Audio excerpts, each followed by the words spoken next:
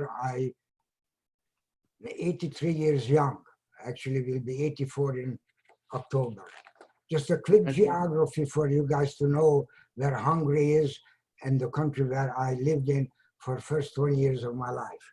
And the next slide, next couple of slides, will give you the geography. So please roll up. Not there. In the red circle, you will see that tiny little thing in the middle of Europe, Eastern Europe, or Central Europe, whatever people prefer to call it. The next slide will give you a little bit of better understanding how the geography is related to Hungary. On the west side, you will see Vienna, the capital city of Austria. In the north side is a former Czechoslovakia, and actually is Slovakia right above Hungary. Then we move toward the east, a little piece of the Ukraine, and the rest of the east and the southeast is Romania. And on the southwest is a former Yugoslavia. The closest one to Hungary is Slovenia, Croatia, and Serbia. So I would like to read a poem to you, which is the next slide. It's called The Bystander. You're missing it. Okay, never mind. Okay, I will skip that one. I will now read to you a quote from Elie Wiesel, which is very, very important. Whoever listens to a witness becomes a witness. And it's significant because we, Holocaust survivors of young and old, are dying out. And when you are listening in firsthand, someone who survived the horrors of Second World War and the Holocaust, you will be able to say, then I listened to someone and I know what really happened during those terrible years. The next slide will tell you in more visual way what it is. Saying 6 million is easy, but when you see that number of 6 million, it's quite large. And we always say, never again and never forget. Now, historically, Hitler became power in January 30th of 1933. And from that moment on, Jewish life everywhere in Europe deteriorated in a very rapid way. Hitler had a vision of creating a superior race, the Aryan race. And he wanted to eliminate everyone who is not meeting that kind of requirement, which set by the Nazi government of Hitler. The Jews, of course, were the first target, Jehovah's Witnesses, the Gypsies, handicapped of all kinds, and many other groups. Now, to me, the next date is really when Holocaust truly started. It's called Kristallnacht, which translated called the Night of the Broken Glass, occurred on November 19, 1938 in Germany. On that day and the following day, practically every Jewish home was ransacked, destroyed, synagogues were burned, prayer books and the Torah were taken to the streets and destroyed. Jews were rounded up, beaten, abused in every which way. It was a horrible, horrible night. The next slide will give you just a little bit of picture of what happened, how the Nazis destroyed Jewish property. The significant part on that picture is the swastika, what you will see on the far back. And I will talk to you about it a little bit later. Now, related to Hungarian politics, as soon as Hitler came to power, the Hungarian government, which headed by Miklos Horthy, the next slide, made a commitment to Hitler that we will support everything what he wants and he desired to do during his reign of the Second World War and the Holocaust. This picture I was able to get from Google, was taken in 1944, and you can see the uniform, the black uniform of the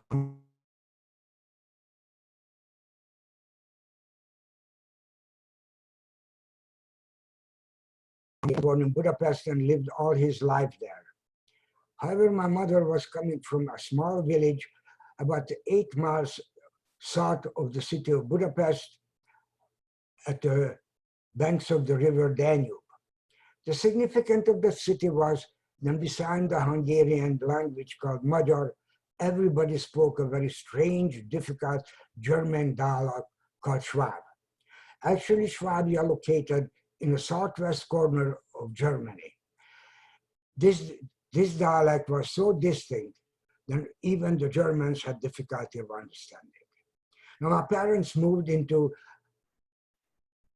a particular area of Budapest called the 7th district. The city had 24 districts, but the 7th district was occupied by probably 90% of Jews. It had synagogues, it had Jewish schools, butcher shop, kosher restaurants, bakeries, and everything accommodating the needs of our religion and our needs. So the next picture will show you the building which we actually moved in. The significance of this building, then on the ground floor, when you see those windows, that was a nursery kindergarten school. And believe it or not, it's still a nursery and kindergarten school today. The top floor, when you see those large windows, it was a dance, acrobat, and a ballet studio. So this building had a lot of empty spaces. Eventually, it became the orphanage for over 150 children from ages 3 to about 14. These children were taken care of by the people who lived in the building. There were a couple of people who lived there were actually teachers in the kindergarten nursery school. How these children get there? Well, by this time, the Hungarian Nazis, as well as with the support of the German Nazis, they were rounding up the Jews and started the deportation of them. And there were many times children left behind, and these children eventually were discovered and was brought into this building. Also, there were parents who lived in the outskirts of Budapest, the periphery, and the parents made a sacrifice to bring their children into this building for protection and hopefully for survival. So that's how we ended up over 150 of us. Now, my parents made a move from a fashionable area of the city of Budapest to this building in 1940. And it was a lifesaver. Why? Because actually this building was part of the Budapest ghetto, which I will talk to you about it later. My father was taken to forced labor camp off and on from 1940 on through 1944. Basically, my mother was a single parent and provided for me as well as some other members of the family. Now, my father was able to come home from a forced labor camp in the beginning of 1944, and that made a major difference for my family's survival. But before we talk about that, I'd like to tell you that in 1937, I went to kindergarten, 1943, I went to first grade, and the next picture will show you the building I went to. This is a school, was then, and it is still a school today. My mother enrolled me. I was a late arrival because I was born in October as a first grader. And after a few weeks when my mother took me to the school, she told me, Andy, you can walk to the school on your own. And that was a life-changing experience for me as a 7-year-old. I walked from the building, what you have seen before, and this building, that was only 2.5 blocks. And while I was walking, people spit on me, abused me physically, verbally, pushed me down to the pavements. And it was very difficult for me to understand why it is happening to me, a 7-year-old walking to go to school. And the simple answer is, then I am a Jew. And I couldn't really understand what it meant to being hateful and really abusive. But that's what I felt. So I told my mother, and mother took me out of the school. So basically, I had almost no first grade education. Now, how we were moving toward 1944, when my father came home from a forced labor camp, he and my mother made a decision to search for family members who were still survived the various forced labor camps, concentration camps in Hungary, and trying to move them into the building which I showed you earlier. About a dozen members of the family were able to locate it and moved into our two-room apartment. Now, my father disappeared by middle of February of 1944, and we were trying to just survive day to day with very little food and very little support from anyone. Hitler ran out of patience with the Hungarian government. The Hungarians were not moving fast enough for them to round up the Jews of Hungary. Hungary had about 8 to 9 million population. There were 650,000 of them were Jews, and the majority of them lived in Budapest or the periphery of the city. There were Jews outside of the area of the city of Budapest, and they were by 1944 taken away. Because of the impatience of Hitler with the Hungarians, he decided to occupy Hungary, and the next slide will show you what I have seen with my naked eye. On March 19th of 1944, I have seen on a major, beautiful boulevard in the city of Pest,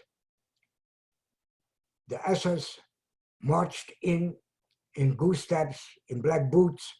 This is just the closest picture I was able to get from Google of what actually I have seen. My grandfather took me out to the ring road, and I have seen how thousands and thousands of people who were lined up greeting the Nazis and cheering them and hoping for their future to getting rid of all the Hungarian Jews. After when my grandfather took me out to the ring road, with a short while, he said, "You have seen enough, I'll take you home." So about 3 blocks away when our house was, I get back, and my grandfather told me, "You know, Andy, our life as Jews will permanently change." I really don't understand the words, but what I have seen, I never will forget, and I never will forgive. Now I like to bring you to current times, and the next slide is really shocking. It happened in August of 2017 in Charlottesville, Virginia. The same swastika, which I have seen as a 7-year-old, I have seen on a television screen when I went home from work. Goosebumps got on me, and I couldn't believe that I can see this in the greatest country in the world called the United States of America. Thugs, these hoodlums, white supremacists, were marching and causing a great deal of damage. One person actually died. Many of them were physically, seriously injured. But this happened, and our government couldn't say, then this is bad, and it never should have happened. It never should happen anytime, at any place in the world. But we have to remember that anti-Semitism is in a growing entity, not in the United States, but all around in the world. In England, in Germany, in Poland, in Hungary, in Sweden, and I can keep on telling you all other countries where anti-Semitism are growing in a very nasty way. So Hitler made a decision, let's go to the next slide, to send Adolf Eichmann to Hungary to do one thing, to execute all the Hungarian Jews by expediting their deportations to death camps. About 550,000 Hungarian Jews were deported to Auschwitz-Birkenau, and practically 99% of them never survived. Out of the 1.1 million who died in Auschwitz-Birkenau, the majority of them were Hungarians. He established a mass transport and a mass killing. Unfortunately, was very successful. Now, the next slide is going to show you what Europe looked like with the various concentration camps all around. It doesn't matter what the colors are, but these all represented forced labor camps, concentration camps, death camps. You can see then you have Auschwitz-Birkenau here, Mauthausen, Dachau, Bergen-Belsen, Buchenwald, Sobibor, Lublinka, and many other major camps where Jews were taken and were slaughtered. The word killing is a very kind word compared to that. And these were just the major camps. Then the next slide will show you something very personal to me. As you can see, the far left is my mother and father in 1940 in the village where my mother was born. And on the far right, you will see a picture, and unfortunately you cannot see, but the gentleman, the last gentleman with the hands up with the glasses is my father. I obtained that picture by accident. This is the time when my father was arrived to the death camp called Mauthausen, sometimes in late spring, early summer of 1944. Now the next picture will show you how Jews were actually transported to their death. This carol car is actually a memorial at the Auschwitz-Birkenau memorial site. And as you can see, Jews were transported in this manner. And noting that German companies used Jews as slave laborers during the Second World War. The next slide will give you a little bit of more insight what really happened. Can you go back one? Oh, you don't have that. Anyway, the next slide would be showing the arrival of the Jews, the Auschwitz-Birkenau, how the selection was taking place in three groups. One, where people selected who were able to do forced labor and were taken away immediately there. The next group were the elderly men, women, children, handicapped, and people who were looked weakling. And they were almost instantaneously taken to gas chambers under the concept of taking a shower, and within 8 hours, they were ashes. And that slide would have been showing that. The third group was selected for the purpose of medical experiments by Joseph Mengele. Then the next slide, now going back to the city of Budapest. Can you go up? Then in April 5th of 1944, the Hungarian government issued a statement that every Jew, with no exception, must wear a yellow star on the outer garment, and it is labeled as a Jewish badge. The only bright side of the summer of 1944, the arrival of Raoul Wallenberg, which is the next slide, in July of 1944. Then he's a Swedish diplomat who was designated by Sweden to protect Swedish property in Budapest and in Hungary. When he arrived, he recognized what the Nazis were doing, and he made every effort to trying to protect and save as many Jewish lives as possible. He was quite successful to able to provide safe haven for as many as 80,000 Jews, issues documents which protected them, safe houses, worked with ambassadors for all around in the city of Budapest who were sympathetic to his cause to protect Jews and get them out of the country. The next slide, hopefully you have that, Jen. Okay, this slide actually shows in the city of Budapest how Jews were wearing the yellow star. The building was labeled as a Jewish building, how Jews were rounded up to the cattle cars and taken away, how they were rounded up in the city of Budapest by the guards. They are all Hungarian Nazis and sympathizers. By the way, the Hungarian Nazis were very brutal. On Eichmann trial in Israel, he made a statement, which I cannot forget, who said, dealing with the Hungarian Nazis were very easy because they were eager to kill the Jews. So how we were moving through the summer, by end of August, beginning of September, there is additional law was passed by the Hungarian government and formed the Budapest ghetto. And the next slide will show you the ghetto area. Jan, that's the next one. This is about 75 acres. It's a relatively small area. All the Jews of the city of Budapest were required to move into this small territory, and all the non-Jews were asked to leave. There were over 80,000 Jews crammed into that territory. Now over here you can see that that was a synagogue here, and is actually today a historical monument.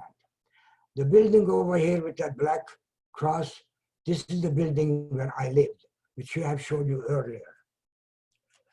Now, there was only 4 gates existed to this area, and under the streets, what you can see here, there were walls were built.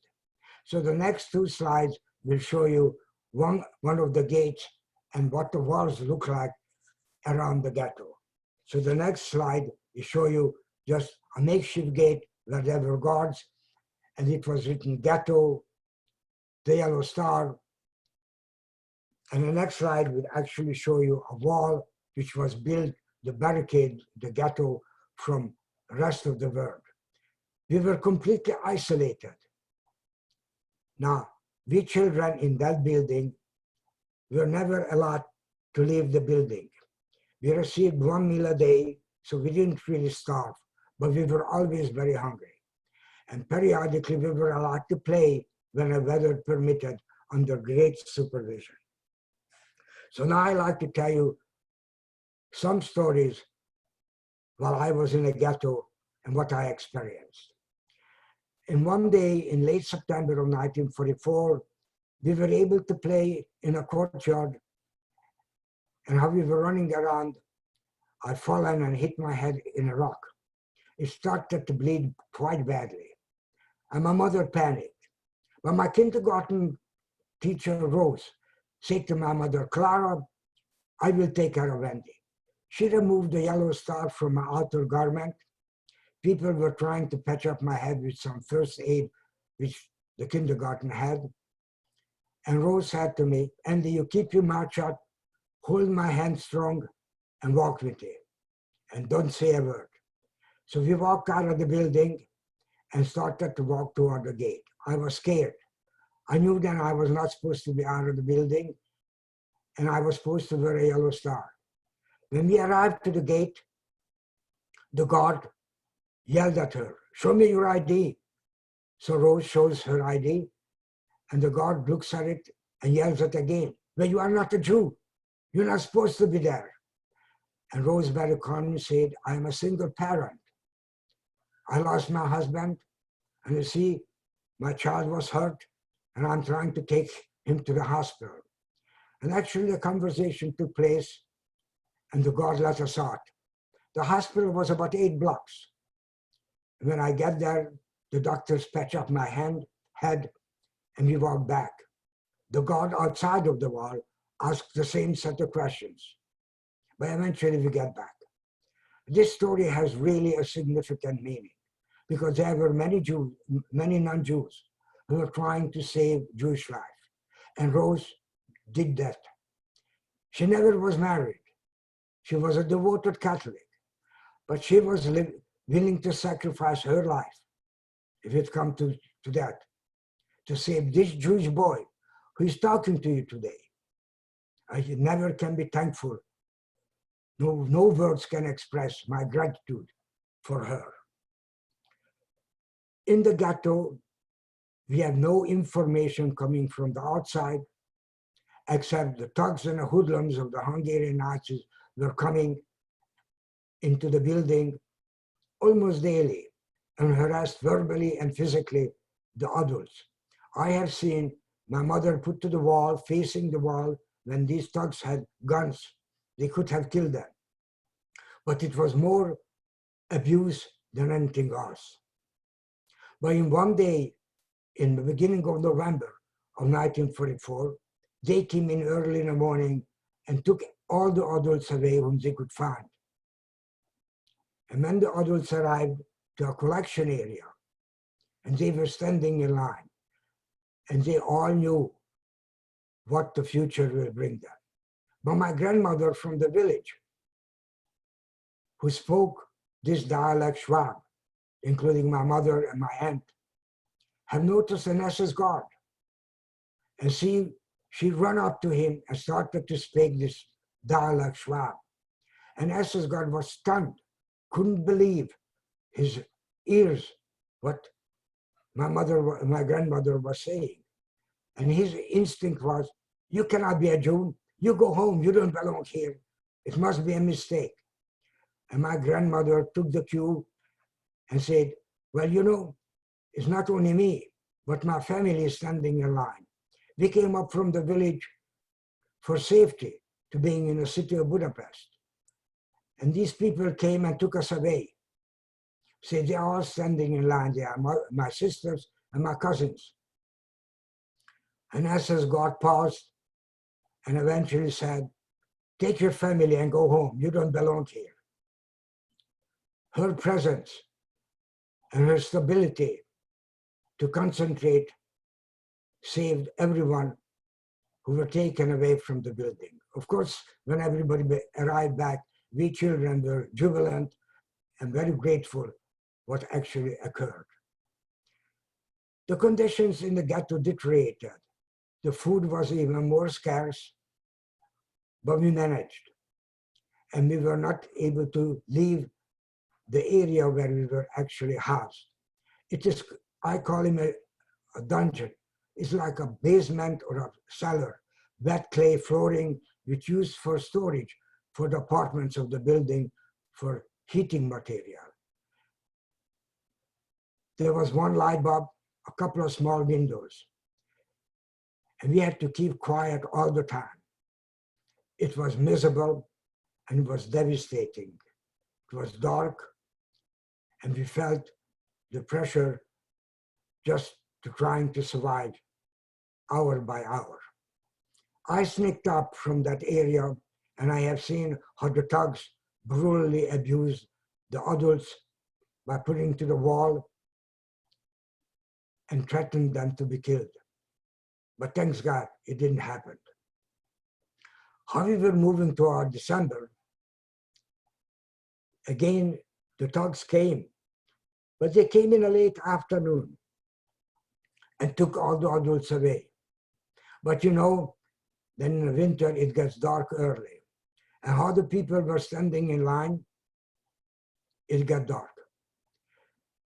The SS instructed the Hungarian Nazis to take accurate records of each person who were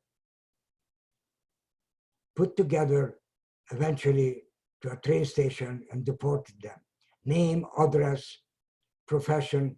So there are millions of pieces of records available in archives who showed what the Hungarian Nazis and the German Nazis actually did.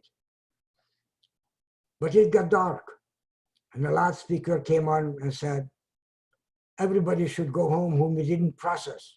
It's too dark. We cannot go on. And we come and get you tomorrow. Don't worry. But thanks God, tomorrow, of course, came.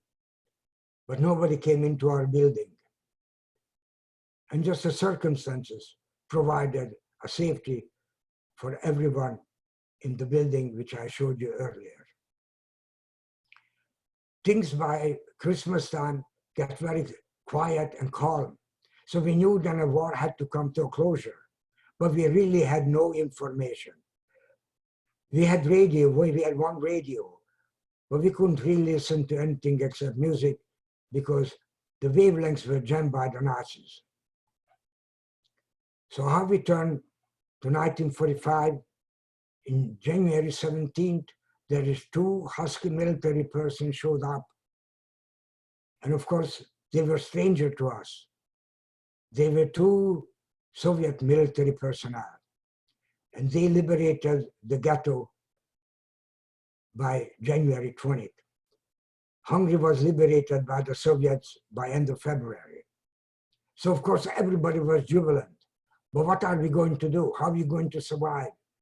How are we going to move forward? And my grandmother from the village said, I'm going to walk back and see if my home and my store is still existing. So she walked back the 8 miles. And when she arrived, she was greeted by one of her neighbors with love and affection, hugged her and said, wonderful to see you. You survived. Thanks God. We need you here. At the same time, she was telling a horrible story. My grandmother had a beautiful, straight, white dog. And I hope I have that picture. The next slide, please. This is the dog my grandmother had. My cousin Tom and I, we loved the dog very much. And we played with him every time when we visited my grandmother. The neighbor was telling to my grandmother that the other neighbor, who was a Nazi sympathizer, had noticed the dog. But prior to it, the neighbor said, I fed the dog periodically when the dog came around just looking for life, like coming home. But just about when the end of the war, that Nazi noticed the dog came in. He went back to his house, got his gun, came out, and killed that dog. I never forget the dog's name. It's called Bundi, a delightful animal. And the friendly neighbor said, what did you do that for? And you know, he said, and I paraphrase, it belonged to a Jew. It must die. This is the kind of hatred the Hungarians had toward the Jews. It's terrible. And you know what? 2 years ago, I was back in Hungary for one purpose, to go out to the cemetery with my wife. Because my wife is Hungarian, and we went out to the cemetery. That was the only reason. And I didn't feel any different 2 years ago than I left the country in 1956, or than I was growing up in the late 40s and early 50s. Anti-Semitism is thick and heavy there. So my grandmother walked back to the city and took my cousin and I to the village, and we went to 2nd grade. I went to 2nd grade, he went to 4th grade. It was in a Catholic church. Everything else pretty much was destroyed. And this picture shows you my 2nd grade class picture. There were nuns and priests and others who were teaching us. Everybody knew I was a Jew. It was no secret. But we got along very well. There was no prejudice among us. We played and had fun. And that goes to the present. We never should have any prejudice. We should be able to get along, young, old, in any shape or form. Now, what happened with my father? My mother never talked about it, and I never asked about it. But in end of June of 1945, my mother came to the village and said, I take you home. Our building had been rebuilt, and I need you to help. So my mother taught me to cook, clean, wash clothing, to help her to able to make a living for me, for my grandparents, my father's parents. And on one day in early July, the same Rose who saved my life was screaming top of her lungs my mother's name. So my mother and I dashed to the corridor in the top floor of the building. And then she said, "Your husband, Steve, is home." It didn't register instantaneously, but it did. When it did, I dashed from the top floor to the ground floor faster than any rocket ever could move. I kissed the man, I hugged the man, and I was crying. And I couldn't believe when I took 3 steps back, then I didn't recognize my own father. He was maybe 70 pounds, skin and bone. It took my mother over a year to nourish him back to life. There were many nights when I woken up when he was screaming, and my mother told me, "Don't say a word." My father was reliving the horrors of the death camp of Mauthausen, which he survived. He was liberated by the American military, and he always talked about it very kindly. And they were gentle, caring, and made every effort to help the survivors. They were a bunch of great people. Now, the Hungarian government was trying to establish some democracy, wasn't successful. By 1950, early 51, communists took over the power, and the brutality of Soviet communism existed during my high school years from 51 to 55. And when I was senior, I was hoping to go to the university. But I was rejected by the government, accused as an undesirable element. Why? Because my father was labeled a capitalist. And you know, communism and capitalism just don't go along too well. They are 180 degrees opposite in philosophy and thinking. 2, everybody I knew I was a Jew. Please go to the next slide.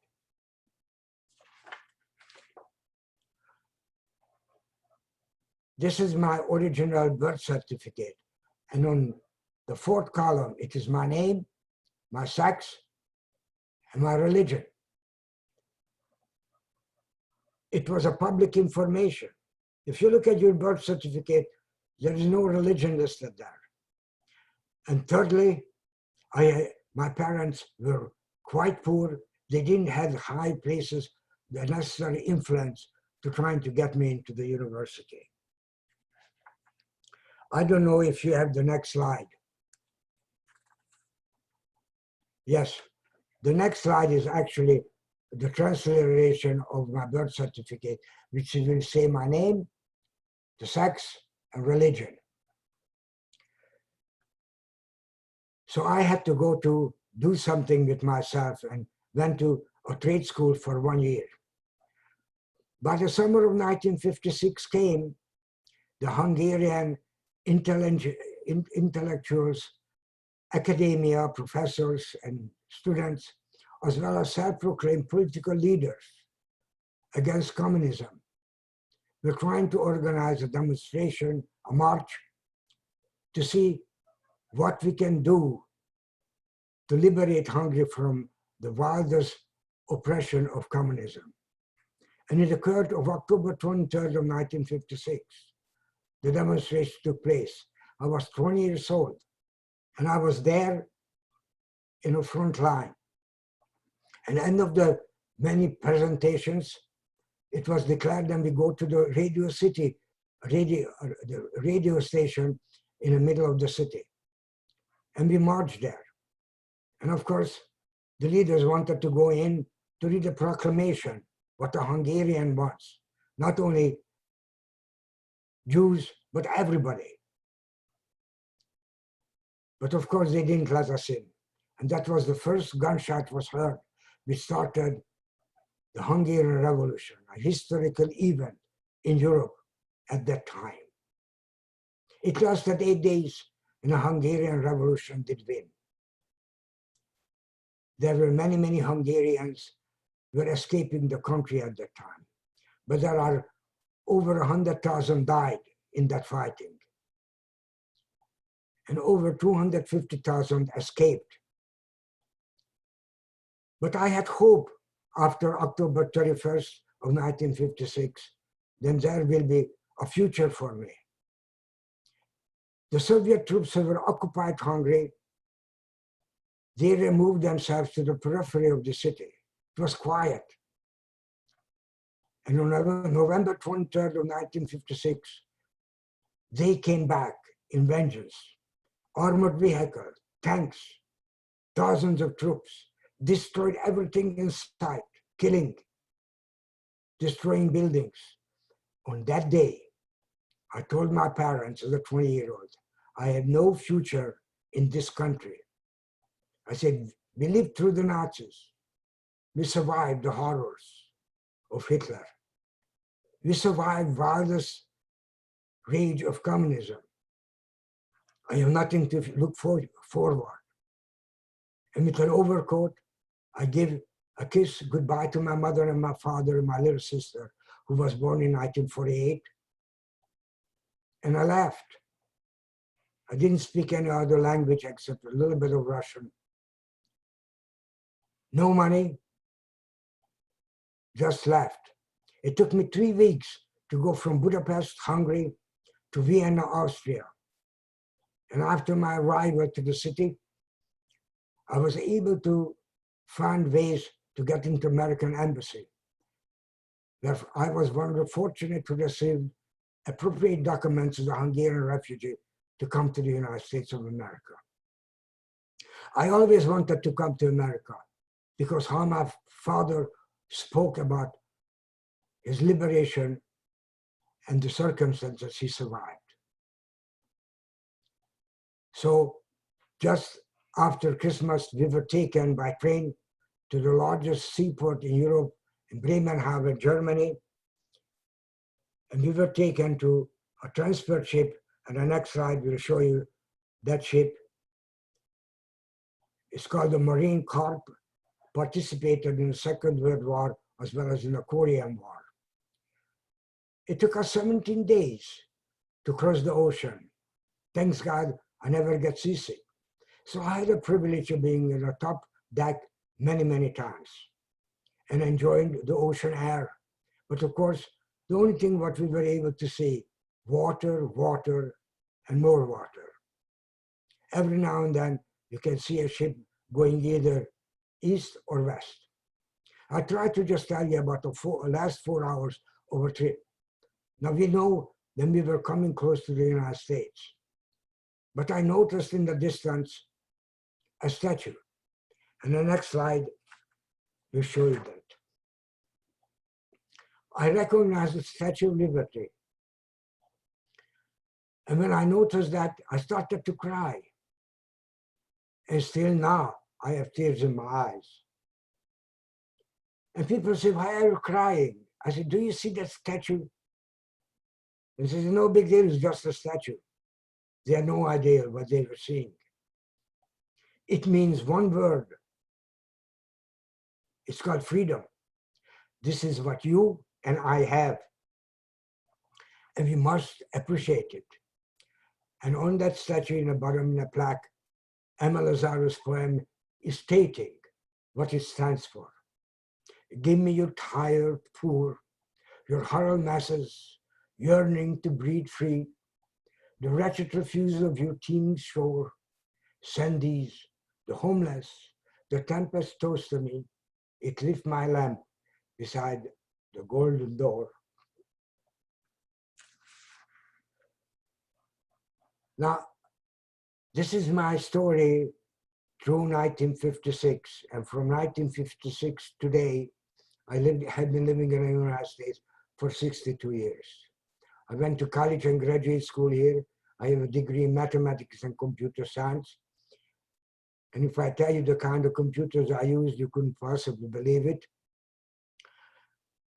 But it was, and we've grown a great deal. So the next slide, hopefully you have it.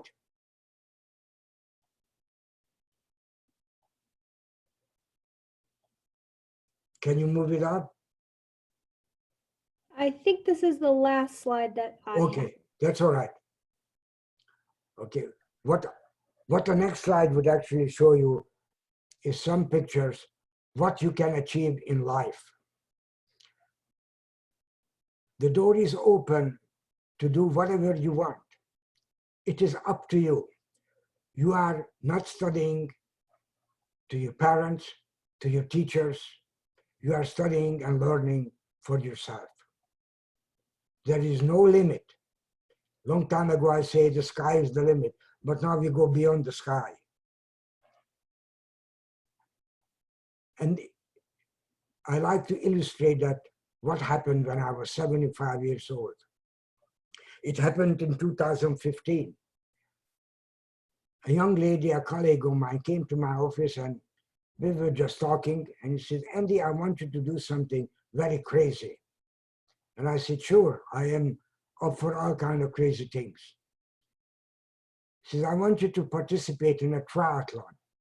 And I had no idea what she was talking about. So after, when I asked her many questions, she explained, then this triathlon consists of swimming in open water for about a half a mile or more.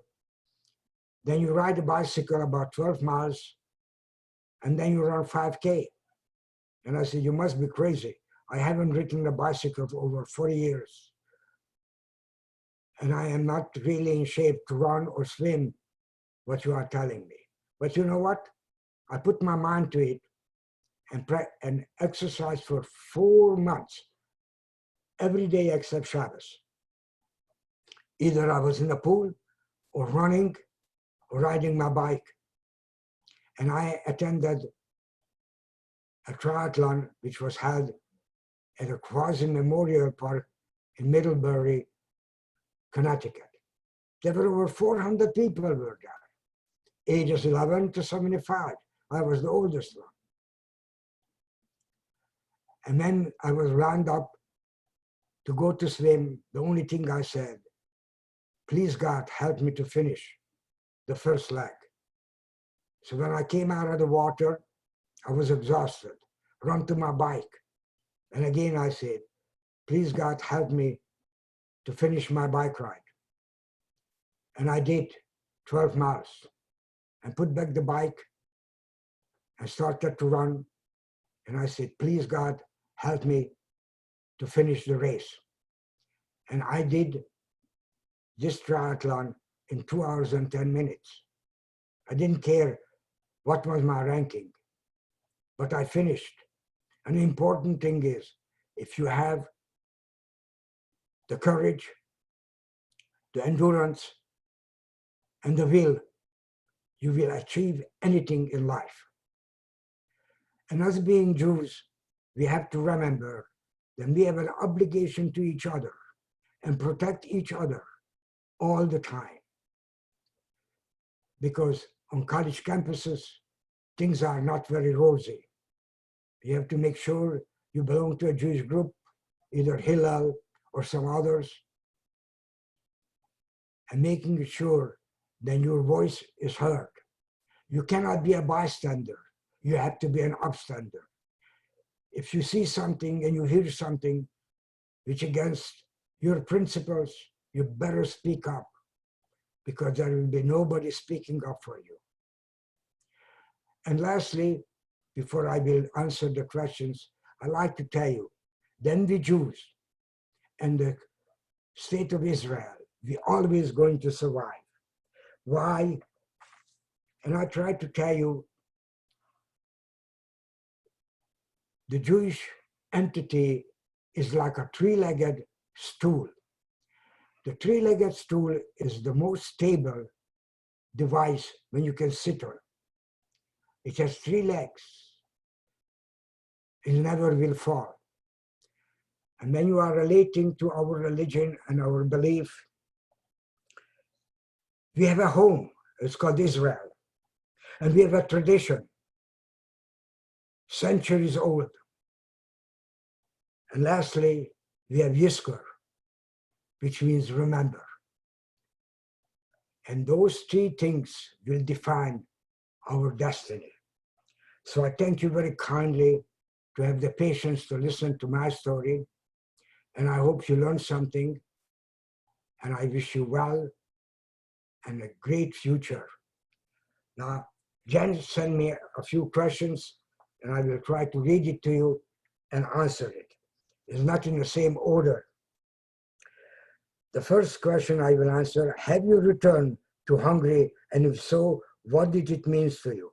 If you haven't returned, is there a specific reason? Well, first of all, I have been in this country for 13 years. And in 1969, with encouragement or a former schoolmate of mine or high school, encouraged me to go back to Hungary. So I did, and that's where I met on a short notice with a wonderful lady whom I married to for now almost 50 years. I did go back several times, not because I really wanted to go back, because a country is anti-Semitic, it barely tolerates the Jews. But because I went to the cemetery with my wife to visit the graves who were buried there, either a mass grave or other graves which were established after the war. I had no good feelings about the country, and I have no real desire to go back.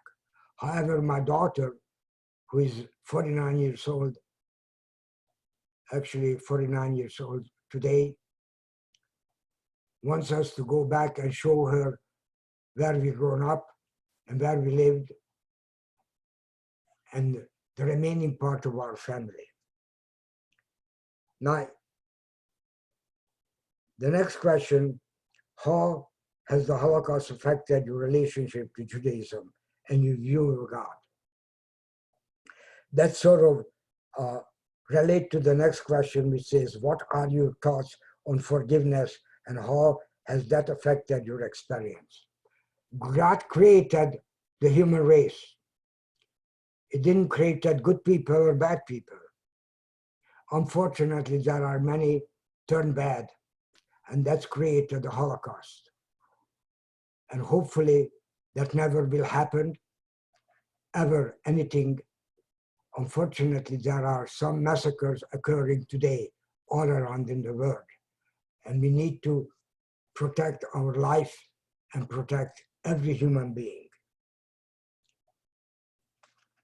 To my Judaism, actually, being in this country and having that freedom of worship strengthened my religion.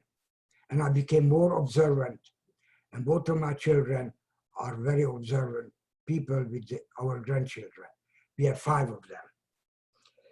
So my religion is strong with me, and I believe in God because God has a destiny for all of us.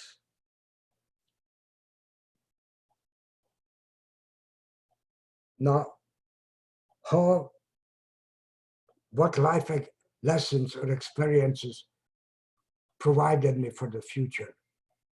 It gave me strength and the opportunity to see and look back and learn, to develop a future for me, then eventually to my wife and to our children and grandchildren. And these experiences I try to transfer to the young people in public schools, Jews and non-Jews, in churches, in synagogues, in public forums, to trying to make them to remember those horrors from 1930 to 1960, because there are very little opportunity existing to learn the history of that period. So if anybody has any other questions, I'm more than happy to answer. You can, I don't know if you would do that through the chat room or Jen would moderate it. And again, thank you very much for listening. Yeah, I would say if anybody has additional questions they would like to ask, you can write it in the chat for the next, like we'll be taking questions for like the next couple of seconds, and then we'll move into our next section.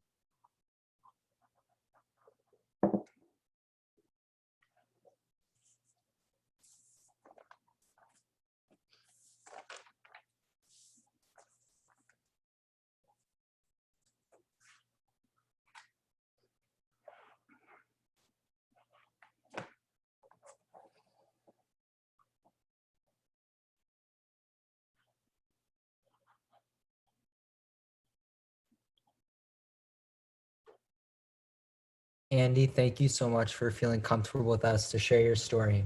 We're so glad that you're giving us this opportunity to connect with our Jewish history.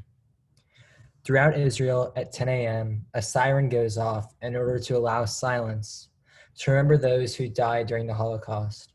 This allows a time of devotion and remembrance. During this time, people pull off of the streets, pedestrians stop walking, and life is paused. Please join us in the moment of silence as the sirens go off. Close your eyes and maybe even say a prayer if you feel comfortable.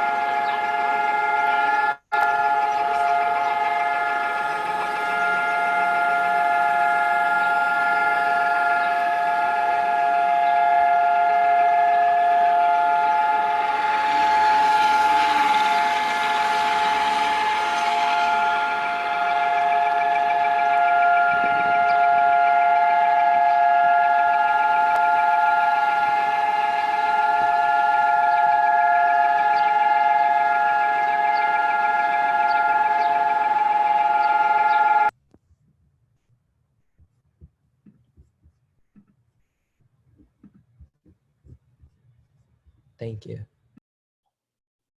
On March 14th, 2018, a group of teens from CVR went to the Connecticut State Capitol to testify in support of Senate Bill 452. The bill, if passed, would make Holocaust and genocide education mandatory in all Connecticut public schools. About 20 of us from several chapters prepared testimonies and attended the Senate hearing for the bill. That day, we stood with other members of not just the Jewish community, but other religious groups and minorities as well. The evening of our testimonies, we were told that we were able to sway some legislators' votes from no to yes, and by May 7th, the bill passed unanimously in the Senate and officially went into action July 1st, 2018. When I first heard that there was a bill on the floor to require Holocaust and genocide education in Connecticut public schools, I was honestly surprised. I never knew that genocide curriculum wasn't mandatory. Initially, I was hurt, but then it started to make sense. At the time I wrote my testimony, I was a freshman, and at that point in my school career, the only in-school Holocaust education I had was reading Number the Stars by Lois Lowry in 4th grade. I was honored to be able to participate in passing such a monumental bill, not just for us as Jews, but for all groups who have suffered and been the targets of genocide. This was an incredibly emotional experience for me because it helped me see how powerful BBYO is and how strong the Jewish community will forever be. It also gave me faith in myself because writing my testimony was the first time BBYO was able to help me find my voice.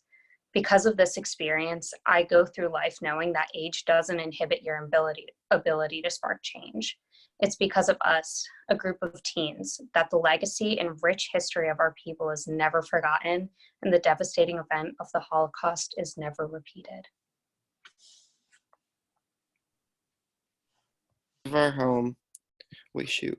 Oh, no. Okay, I'm talking now. From the confines of our home, restricted to most of the outside world of our friends and activities, we must acknowledge the greater struggle of our ancestors not so long ago. We remember the Shoah with Andy's life experiences and must continue to keep remembering them so that it may never happen again. What Andy has taught us about resilience and the love of others must be applied to us, because we must push through the hate that we may live through to live in a world without fear. The history and memories of every Jewish person who endured these horrific tragedies must be carried out by us. The world has changed, yes, but we must always strive to make the world a more peaceful and just place. Andy, what you have shared with us today, I think, has affected each and every one of us in separate yet powerful ways. Your story inspires us that even in the pandemic-ridden world of right now, that does not change our mission to keep your memory alive eternally. Thank you. We appreciate it. Every year, in the dawn of a better world, we do believe. Eli, Eli, shelo yigamer le'olam, chachol v'chayam, rishru shel hamayim, barak hashamayim, tefilat hadam. Chachol v'chayam, rishru shal hamayim, barak hashamayim, tefilat hadam. Thank you all so much for joining us. We hope you were able to listen, absorb, and reflect everything you've heard tonight. Thank you so much for Andy for sharing his story. Please join us later tonight at 9 Eastern, 8 Central on BBYO On Demand for an international moment of reflection for Yom HaShoah featuring Happy and Eric. I think we had one question, Andy. Someone was asking, how often do you get to share your story? Over the last 10 plus years, on an average, I talk to about 70 to 80 public schools or libraries or synagogues and churches. Actually, there was a couple of TV program, Catholic hour TV program I participated. So usually during the school year, starting in November through June, I am extremely busy. Sometimes I give 3 talks a week. There are days when I give 2 talks a day. And sometimes I go back to the same school because of the curriculum, how it changes. But last year I actually gave a talk, 86 talks. And this year, until the shutdown, lockdown occurred, I have spoken over 50 schools. And obviously, we had to cancel all others, which was about 50 other schools. I wasn't busy sending a lot of emails to communicating with teachers and rabbis and other officials trying to figure out what the future will bring. I hope that answered your question.